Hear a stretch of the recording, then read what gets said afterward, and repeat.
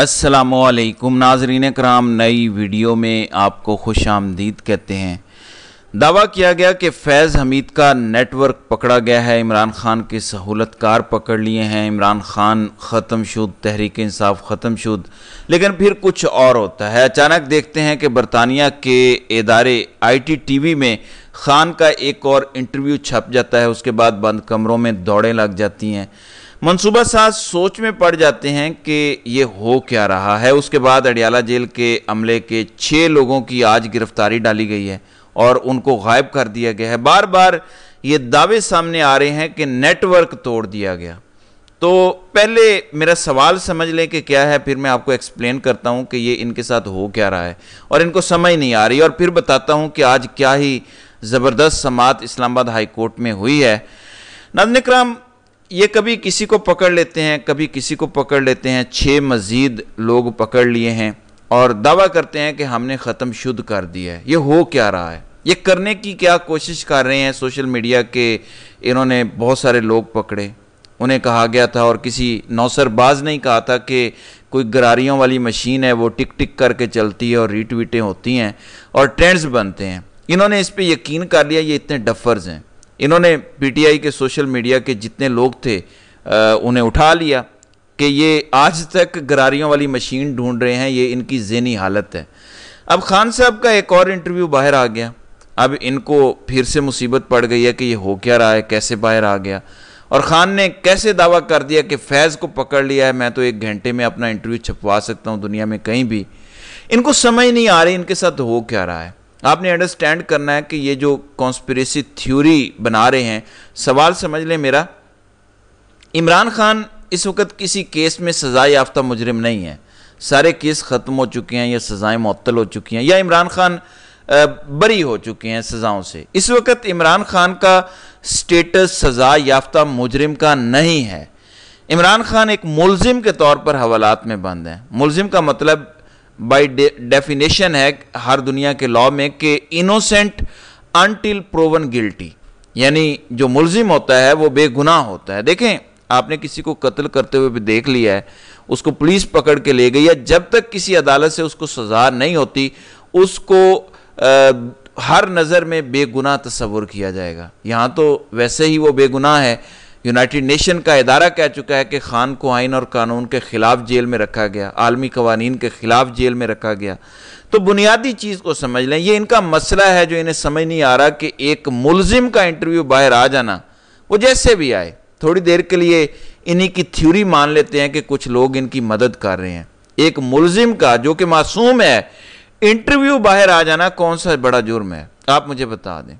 लोग अपने घर वालों को पैगाम नहीं भेजते, इसमें ऐसा क्या जुर्म है, कोई मुझे बता दे। इसमें मुल्क के खिलाफ कौन सी ऐसी साजिश हो गई, पहले मुझे ये कोई बताए। तो इनका दिमाग खराब हो गया है। Desperate dangerous duffers are more dangerous than unusual dangerous duffers. तो इस टाइम सिचुएशन ये है कि ये डेस्परेट डेंजरस डफर्स बन चुके हैं। ये तो मेरा सवाल था कि एक मुलजिम का इंटरव्यू बाहर आ जाना कौन सा नेशनल सिक्योरिटी का मसला बन गया है, जबकि वो मुजरिम नहीं है, मुलजिम है, यानी बेगुनाह है। आता कैसे है, आप ये समझ लें। नाज़रीन इकराम, इमरान खान से जो लोग मिलते हैं, फॉर एग्जांपल रऊफ़ हसन से मुतालिक उन्होंने कहा कि उनके रायन ग्राहम और करन थापड़ से राब्ते हैं। करन थापड़ वो भारतीय सहाफ़ी है जिसे मोदी ने बैन किया हुआ है, यानी वो एंटी मोदी सहाफ़ी है, और मोदी और इस्टेब्लिशमेंट का गठजोड़ है, तो जिसको एंटी मोदी समझा जाता है, ये उसको कह रहे हैं कि उसके साथ राब्ते पाकिस्तान के लिए बुरे हैं। यानी पाकिस्तान में मोदी के सहूलतकारों को मसला है कि क्यों PTI के लोग करन थापड़ से राब्ते में हैं। तो यहाँ मोदी का पाकिस्तान में दिफा हो रहा है। मसलन किसी सहाफ़ी ने सवाल दिया रऊफ़ हसन को, वो सवालात मिले, रऊफ़ हसन ने जो टीम मिलने जाती है वकला की, उनको वो सवालात दे दिए। वो सवालात या तो वो लिख के लेके जाते हैं या ज़ुबानी पूछ लेते हैं। इमरान खान का जो वो जवाब देते हैं, वो जवाब सहाफ़ी तक पहुँचा दिया जाता है और यूँ इंटरव्यू चला दिया जाता है। बस इतनी सी बात है। इसको इन्होंने कॉन्स्पिरेसी थ्योरी में बदल दिया है। अब इन्होंने 6 मज़ीद लोग गिरफ़्तार किए हैं, जिनमें इनका दावा है कि इन्होंने कुछ ख़वातीन भी गिरफ़्तार की हैं अडियाला से, जो खिदमती वगैरह थी। इल्ज़ाम है कि ये बुशरा बीबी और इमरान खान के दरमियान कोई पैगाम रसानी कर रहे थे। खान इस कौम का लीडर है।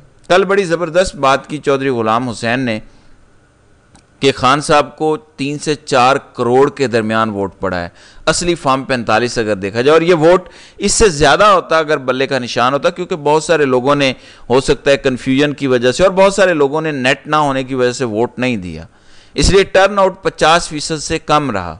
ये टर्न आउट अगर 55% हो जाता तो खान साहब के वोट 5.5-6 करोड़ तक जा सकते थे। तो इमरान खान को 3.5 करोड़ लोगों ने वोट दिया। तो तरीकाकार है एक मापने का कि हर फैमिली में कम से कम 4 लोग तो होंगे, यानी अगर किसी ने खान को वोट दिया तो उसके घर में बच्चे भी होंगे, उसके घर में ऐसे भी लोग होंगे जो वोट देने नहीं जा सके किसी वजह से।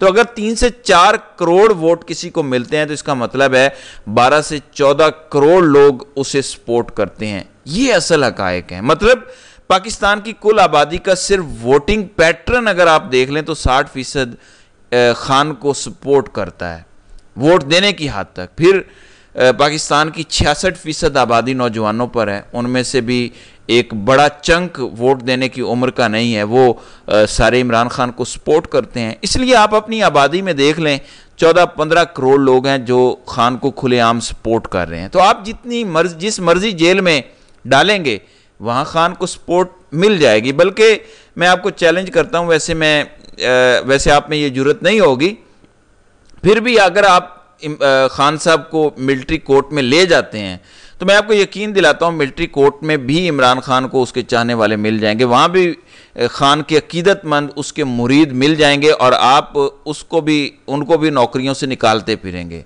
आप खान को चकलाला एयरबेस या GHQ में भी ले जाएं, वहाँ भी खान को अपने चाहने वाले मिल जाएंगे। तो आप क्या बातें करते हैं, पूरी कौम का वो लीडर है।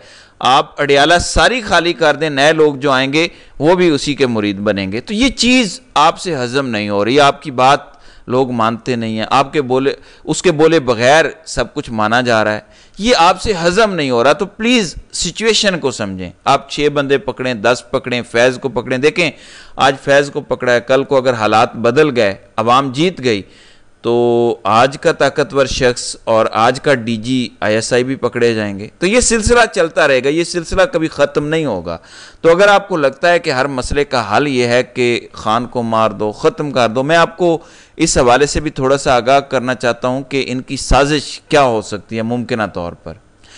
नाज़रीन इकराम, इनके दिमाग में ये बात बैठ गई है कि खान को रस्ते से हटा दें, मार दें या सियासत से माइनस कर दें तो यहाँ पर सुकून माहौल हो जाएगा, इस्तिकाम आ जाएगा, हम मुल्क चला लेंगे। ये इनकी सबसे बड़ी गलत फहमी है। इस मुल्क में जो थोड़ा बहुत इस्तिकाम है वो भी खान के ज़िंदा रहने की वजह से है, क्योंकि वो एक उम्मीद है अवाम की कि आज जितने मर्जी हालात ख़राब हैं, एक दिन ये शख्स बाहर आएगा और मुल्क को ठीक कर देगा। तो आपका दिमाग ख़राब है जो सोचते हैं कि इसको मार देंगे तो मसाइल हल हो जाएंगे। इसलिए मैं आपको बता रहा हूँ कि मुझे जो लगता है ये जो अडियाला जेल से लोगों को पकड़ रहे हैं ये सज्जी दिखा के खब्बी मार रहे हैं। ये फैज़ और फैज़ के नेटवर्क का शोर मचा रहे हैं, लेकिन दर हकीकत ये अडियाला जेल का सारा स्टाफ तब्दील कर रहे हैं। और ये मेरा तज्जिया है कि वहाँ अब सारे लोग खुफिया एजेंसी के लगेंगे।